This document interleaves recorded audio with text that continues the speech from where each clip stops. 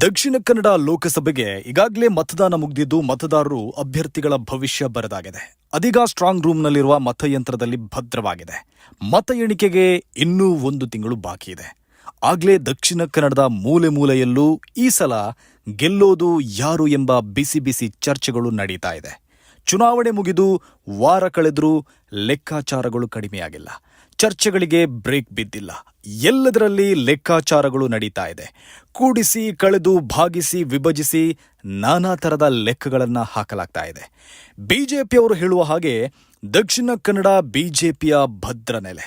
ಇದು ಹಿಂದುತ್ವದ ಕೋಟೆ. ಹೀಗಾಗಿ ಮತ್ತೊಮ್ಮೆ ಗೆಲ್ಲೋದು ಬಿಜೆಪಿಯೇ ಅಂತಿದ್ದಾರೆ. ಆದರೆ 3 ದಶಕದಲ್ಲಿ ಇದೇ ಮೊದಲ ಬಾರಿಗೆ ಕಾಂಗ್ರೆಸ್ನವರಲ್ಲಿ ಗೆಲ್ಲುವ ವಿಶ್ವಾಸ ಹೆಚ್ಚಿದೆ.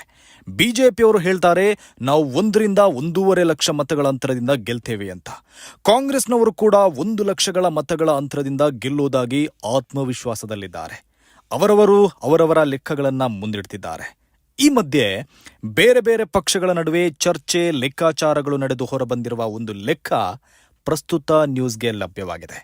ಇದು ಬೂತ್ ಮಟ್ಟದಿಂದ ಸಂಗ್ರಹಿಸಿರುವ ವರದಿಯಾಧರಿಸಿ ನಡೆಸಿರುವ ಲೆಕ್ಕಾಚಾರ. ಅದರಲ್ಲಿ ಜಾತಿವಾರು ಎಷ್ಟು ಮತಗಳು ಯಾರ ಪಾಲಾಗಿರ್ಬೋದು ಎಂಬ ಒಂದು ಲೆಕ್ಕ ಇದೆ. ಆ ಲೆಕ್ಕಾಚಾರ ಏನಿದೆ ಅಂತ ನೋಡೋದಾದ್ರೆ, ಈ ಸಲ ಬಿಲ್ಲವರ 2,95,000 ಮತಗಳು ಚಲಾವಣೆಯಾಗಿದೆ ಎಂಬ ಲೆಕ್ಕಾಚಾರ ಇದ್ದು, ಅದರಲ್ಲಿ 1,30,000 ಮತಗಳು ಕಾಂಗ್ರೆಸ್ ಅಭ್ಯರ್ಥಿ ಪದ್ಮರಾಜ್ ಪೂಜಾರಿಗೆ ಬಿದ್ದಿರಬಹುದು ಎಂದು ಅಂದಾಜಿಸಲಾಗಿದೆ. ಬಿಜೆಪಿಗೆ ಸುಮಾರು 1,63,000 ಮತಗಳು ಬಿದ್ದಿವೆ ಎಂದು ಅಂದಾಜಿಸಲಾಗಿದೆ. ಅಲ್ಲಿಗೆ ಬಿಲ್ಲವ ಮತಗಳಲ್ಲಿ ಹೆಚ್ಚಿನ ಮತಗಳನ್ನು ಬಿಜೆಪಿಯೇ ಪಡೆದುಕೊಂಡಂತಿದೆ. ನೋಟಾಗೆ ಬಿಲ್ಲವರ 2,000 ಮತಗಳು ಹೋಗಿರಬಹುದು ಎಂದು ಅಂದಾಜಿಸಲಾಗಿದೆ.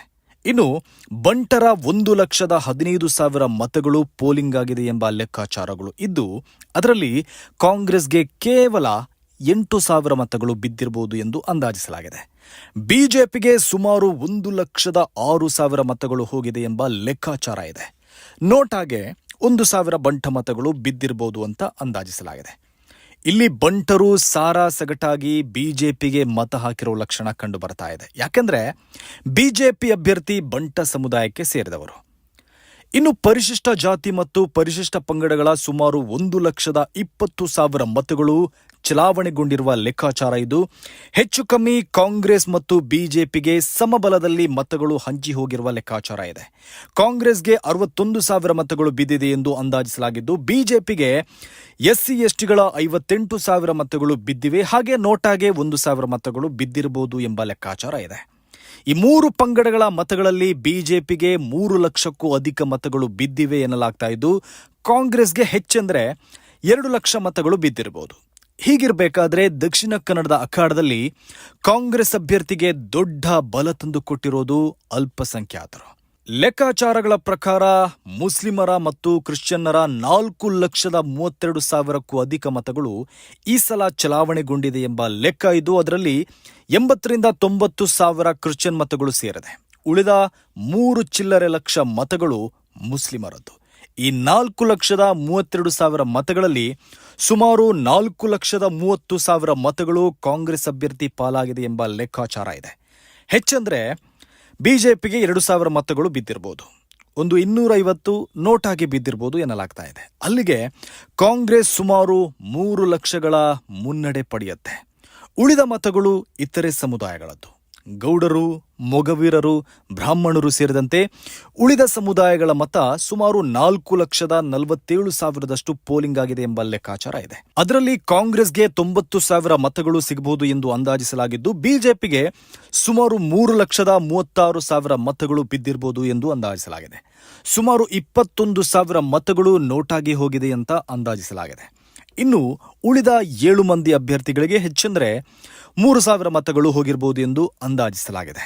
ಅಲ್ಲಿಗೆ ಒಟ್ಟು 14,09,000 ಚಲಾವಣೆಯಾದ ಮತಗಳಲ್ಲಿ ಕಾಂಗ್ರೆಸ್ ಅಭ್ಯರ್ಥಿಗೆ ಅಂದಾಜು 7,19,000 ಮತಗಳು ಬಿದ್ದಿದೆ ಎಂದು ಲೆಕ್ಕಾಚಾರ ಮಾಡಲಾಗಿದ್ದು, ಬಿಜೆಪಿ ಸುಮಾರು 6,65,000 ಮತಗಳು ಪಡೆದುಕೊಂಡಿದೆ ಎಂದು ಅಂದಾಜಿಸಲಾಗಿದೆ. ಆ ಮೂಲಕ ಕಾಂಗ್ರೆಸ್ ಅಭ್ಯರ್ಥಿ ಪದ್ಮರಾಜ್ ರಾಮಯ್ಯ ಪೂಜಾರಿ ಅವರು 54,000 ಮತಗಳ ಅಂತರದಿಂದ ಗೆಲ್ಲಬಹುದು ಎಂಬ ಲೆಕ್ಕಾಚಾರ ಇದೆ.